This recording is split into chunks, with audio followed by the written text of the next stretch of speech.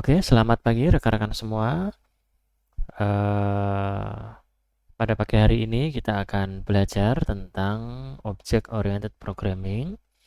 Kita akan mengulang beberapa materi yang sudah kita pernah pelajari supaya kita memiliki basic yang kuat, tidak ada yang tertinggal, tidak ada yang kebingungan terhadap materi-materi yang sudah pernah kita pelajari.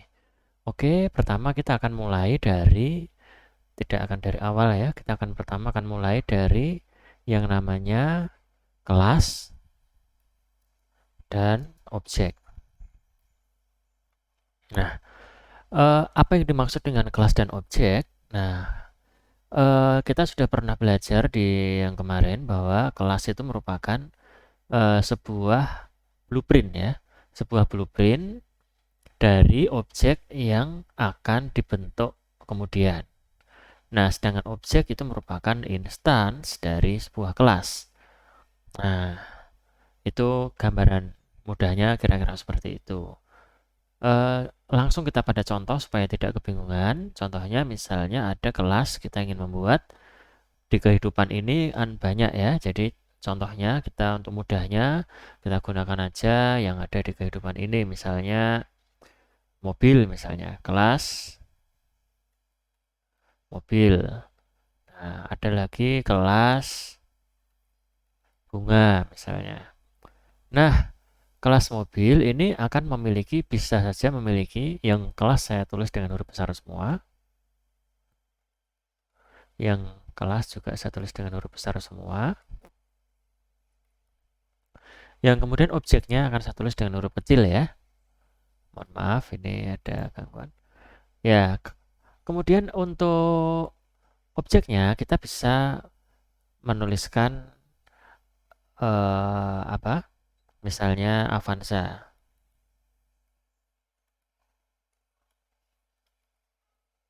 Nah, terus ada mobil apa lagi? Ada lagi misalnya Pajero. Ada lagi misalnya Mobilio. Nah, ada lagi misalnya Levina. Nah, eh, ini merupakan objek-objek dari kelas mobil.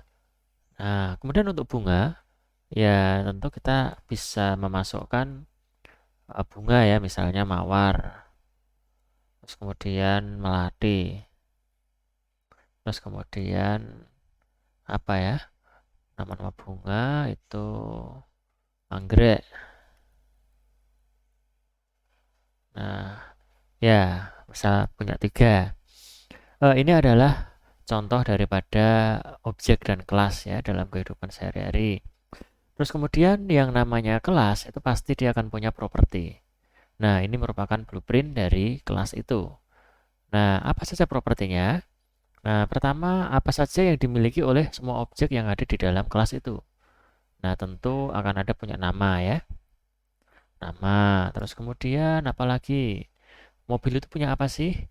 Punya warna. Punya warna. Terus punya apa lagi? Punya tahun pembuatan. Tahun, ya. Terus mobil itu punya apa lagi? Punya cc mesinnya. Terus kemudian punya apa lagi? Punya harga karena oke, sudah. Terus kemudian terus untuk bunga kita kasih propertinya ada nama juga. Nama juga, terus kemudian ada warna juga, bunga juga punya warna. Terus kemudian bunga ini juga punya apa ya?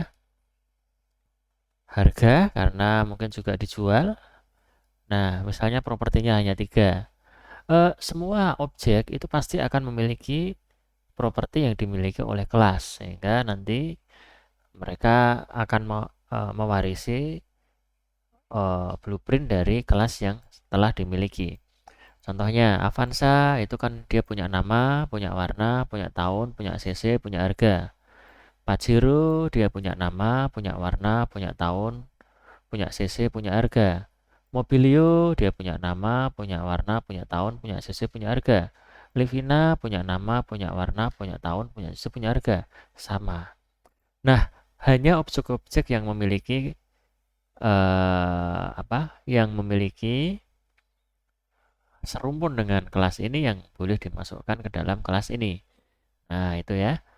Terus mawar juga sama. Mawar itu punya nama, punya warna, punya harga. Melati juga punya nama, punya warna, punya harga. Anggrek juga punya nama, punya warna, punya harga. Nah, oke. Ini sudah ya, kita sudah berhasil untuk mengenali apa itu kelas dan apa itu objek. Sampai di sini kita sudah berhasil memahami konsep apa itu kelas dan apa itu objek.